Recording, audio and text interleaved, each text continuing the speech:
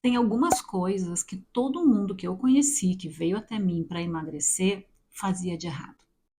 Bom, 3 coisas são super importantes para emagrecer depois dos 40, sempre, tá, mas depois dos 40 principalmente. Primeira coisa, entender qual é o teu horário de maior fome. Tem um vídeo aqui no canal sobre isso, vou deixar aqui embaixo esses links para tu assistir depois.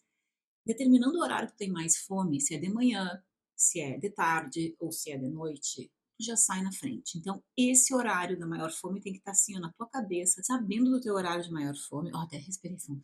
Sabendo do teu horário de maior fome, guria, leva um esparadrapo na boca se alguém te oferecer uma coisa que tu não tá ali no teu horário de comer.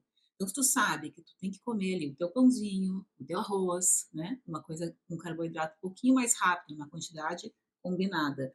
No final do dia, não aceita se alguém te oferecer um pão no trabalho. Pensa: "Bom, meu horário de maior fome é de noite, eu tenho que deixar para lá, né, para lá para baixo do meu dia, esse alimento tal aí que estão me oferecendo". Diz não. Saber dizer não é dizer sim pra gente.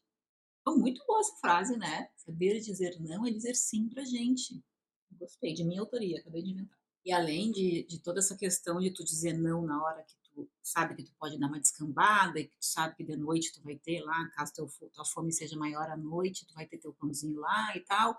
É tri importante depois dos 40 cuidar o índice glicêmico dos alimentos, né. Não comer, por exemplo, pão sozinho, porque ele aumenta mais a insulina. Eu sei que são questões técnicas, mas a diabetes tipo 2, a resistência à insulina, elas aparecem nessas doenças, esses sinais, vamos dizer, sintomas, né, e doenças aparecem depois dos 40 normalmente. Tem uma carga, hereditária? Sim, até tem, mas a diabetes tipo 2, que é aquela que a gente tem com a idade, ela não está ligada só nesse karma familiar, "Ah, minha família toda tem", não.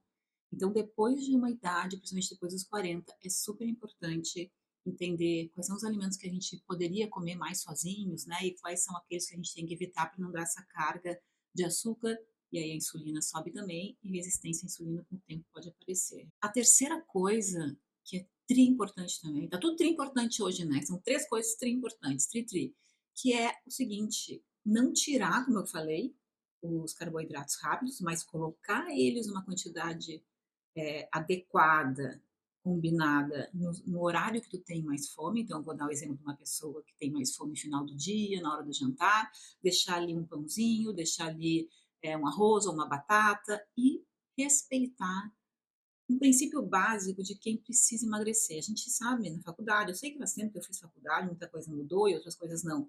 Mas quando a gente divide um prato, a gente divide o prato em um quarto de carboidrato rápido. Pode ser batata, arroz, macarrão, o que tu quiser, tá? Os amidos, né, dos carboidratos rápidos. Só que se tu conseguir colocar um quarto do teu prato, até pode misturar arroz, farofa, macarrão, mas se eles ocuparem um quarto do teu prato, aquela quantidade de carboidrato ali dentro de uma dieta de 1.200 calorias, que é onde a gente parte, né, no início, depois a gente vai ajustando, é o ideal. Então sempre coloca na cabeça, tu não vai deixar de comer arroz e massa e batata, mas coloca esses alimentos num quadrante do teu prato. Isso vai garantir que aquela refeição não vai ter um carboidrato muito alto, vai garantir que tu pode comer as coisas que tu gosta e fechando em 1.200 calorias se tu respeitar as outras refeições do dia também. E uma informação bem útil é que a batata é melhor que pão, porque mesmo dentro de 100 gramas de batata e 100 gramas de pão, o carboidrato que tem dentro da batata é muito melhor do que o carboidrato concentrado, né, farinha concentrada que está dentro do pão. Então as escolhas também são muito importantes. E eu vou te dizer uma coisa, hoje eu tenho mais pacientes que emagrecem e mantêm o peso com 40 anos ou mais do que com 30. Sabe por quê? Porque já fizeram de tudo, já passaram por todas as modas e não funcionou. E aí quando eu venho com a explicação científica simples, a pessoa testa e dá resultado, pronto. Resultado numa dieta de emagrecimento é claro, roupa mais folgada, principalmente na região da cintura, tu conseguir entender o que que tem que fazer, mas principalmente paz mental. Pessoa que vive com esse problema a vida inteira, tipo uma prisão perpétua, precisa ter paz mental. E o que que é isso? É escolher a coisa certa e dizer: "Não, isso aqui eu tenho direito. Não, isso aqui faz parte". Ontem eu estava atendendo uma guria que falou assim: "Nossa, Tina, sabe que Às vezes eu tô comendo ali um pão, né, que tá permitido aqui, que a gente desenhou aqui o meu emagrecimento e tá funcionando, mas aí eu tô comendo um pão e a pessoa me olha e fala: "Nossa, tu pode comer pão? Sabe que pão tem isso e aquilo de ruim". E aí ela fala: "Ai, eu fico em dúvida se tá certo". Então essa paz mental, que a pessoa que entende como funciona, que ela tem essa paz mental, isso vale muito. E é isso que ajuda a emagrecer, porque daí tu fica firme naquela proposta.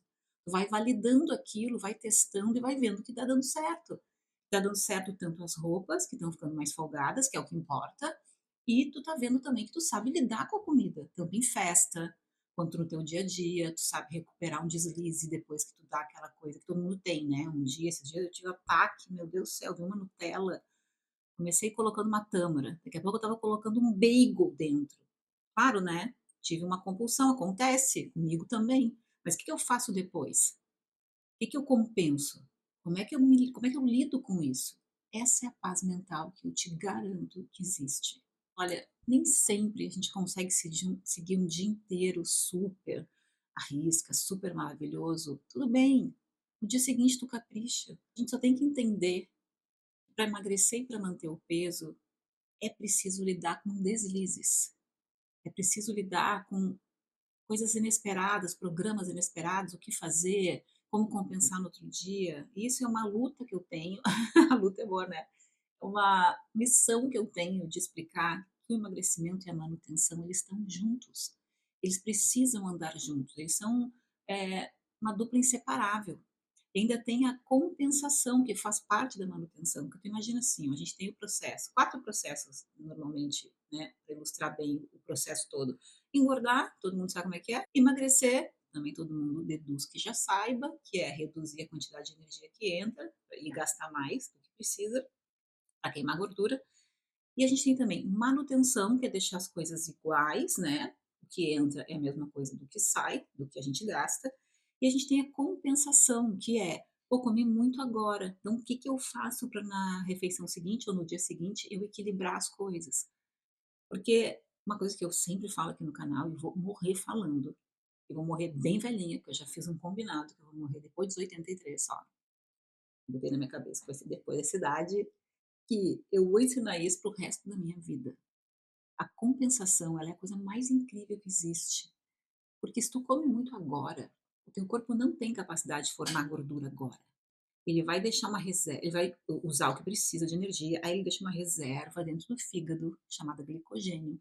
Essa reserva fica lá guardada no fígado. Se tu continuar comendo, essa reserva transborda, e aí vira gordura. Agora, se tu der um break, né, parar um pouco de comer alimentos que aumentam a glicose e consequentemente vão fazer lá o glicogênio transbordar, se tu consegue dar um break nisso, o teu glicogênio volta para o sangue como energia e não forma gordura.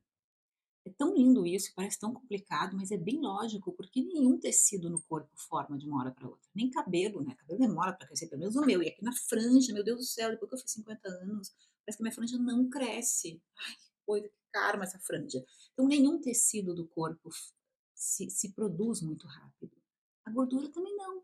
Então, tu tem o tempo de pensar, puta, olha só, comi muito agora, amanhã eu vou dar um break, na refeição seguinte eu vou tomar um chá, vou comer uma sopinha, com uma salada, vou equilibrar as coisas.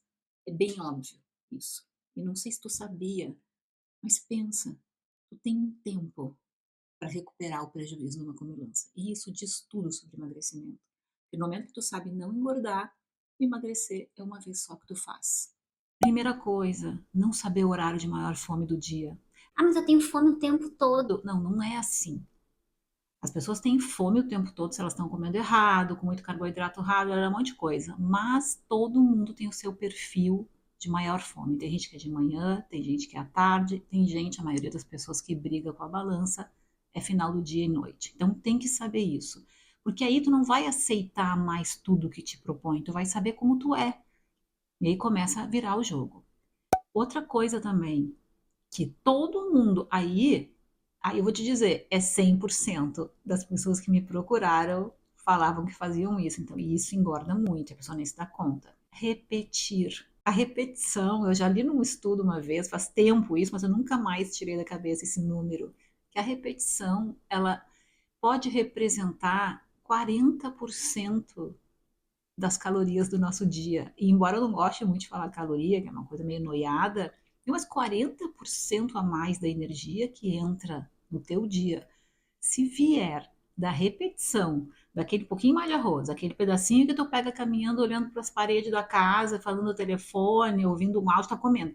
Se a repetição vier junto com o belisquete, né? A repetição além do belisquete, a repetição da comida, né? Mais um pouquinho disso, mais um pedacinho daquilo.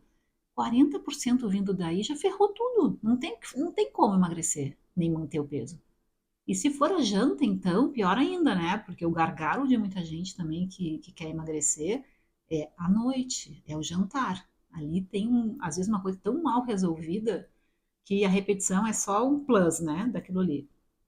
E a outra coisa também que eu noto muito é entender que a compensação, a manutenção e o emagrecimento, eles têm que estar juntos, né? A manutenção é junto com o emagrecimento. E junto com a compensação e a manutenção, a gente nunca mais engorda. Pode ser complexo, mas olha só, eu estou falando isso porque também veio muita gente para mim nesses tantos anos e vem até hoje, querendo cortar tudo. Ah, não, corta tudo, não quero uma refeição livre, quero nada. Corta que eu prefiro me empolgar. Só que se tu cortar tudo, tu não aguenta. E se tu aprender que um deslize ele não está relacionado a engordar, ao contrário, tu fez um deslize agora, aqui, ó, eu tô aqui falando, tu tá aí comendo uma Nutella de colher, tá? Ou tá comendo um monte de pão francês com manteiga, tá? Teve um deslize aqui no meio da semana, final do dia, deu fome. Tu não pode pensar que isso acabou com tua organização alimentar, se tu tá emagrecendo ou tá em processo de emagrecimento. Ao contrário, tu pega força nisso e pensa, não, beleza, eu comi muito agora, eu tenho reserva. Meu corpo está com reserva. Então, na próxima refeição, eu vou dar um break, vou tirar alguma coisa, ou vou tomar uma sopa, vou comer salada, vou dormir, e no outro dia também vou dar uma compensada. Pronto, resolvido. Agora, o pensamento, e aí eu digo assim, não aceita informação bobagem, tá? Não aceita mais. Sempre pensa assim, se tu comeu agora uma coisa errada, né, ou que não estava no teu script, uma compulsão veio, alguma coisa assim, não deixa alguém te falar, ah, come aí, depois tu pensa nisso, amanhã tu vê, ou então semana que vem tu retoma aí essa tua dieta, né? Porque tem uma coisa pejorativa também. Não aceita mais esse tipo de conselho porque ele tá errado. Mas aí na próxima refeição, tudo isso que tu exagerou nessa daqui, tu tira da próxima, que o teu corpo não vai formar gordura, demora um tempo para formar gordura. Vou deixar aqui no final 2 vídeos que eu explico melhor isso. Então, nesses tantos anos de consultório, já 26 anos que eu atendo, né, que eu atendi em consultório no Brasil, São Paulo, Porto Alegre, quanto agora, que eu moro fora do Brasil e atendo online, é sempre a mesma coisa que eu reforço. Veja os horários que tu tem mais fome. E ali nós vamos calibrar um pouco mais de carboidrato, não tanto, né? Mas nós vamos botar ali um prazer. Nas outras refeições a gente vai dar uma segurada.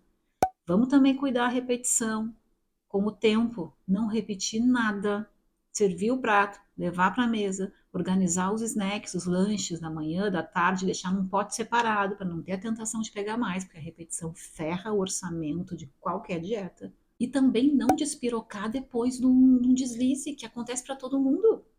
Lógico, se não souber lidar com deslize, vai ser engorda e emagrece o resto da vida. Mas eu só vejo as pessoas que emagrecem conseguirem manter o peso para sempre, porque muitos pacientes que eu já atendi há muitos anos atrás continuam tendo consultoria comigo sobre alguma coisa que está acontecendo na vida, que eles querem uma orientação básica, mas por que essas pessoas não engordam mais? Porque elas entenderam que tem que saber, na ponta da língua, literalmente, o horário de maior fome, tem que entender também e aceitar e executar que repetição ferra tudo, e aprender a compensar imediatamente uma comilança, um disparate, uma compulsão do final do dia, entendendo que não é pensar, ah, agora ferrou tudo, vou comer tudo que eu quiser. Ao contrário, esse é o pensamento pior que tem. Tá? Vou deixar aqui esses 2 vídeos que são bem legais e um beijo.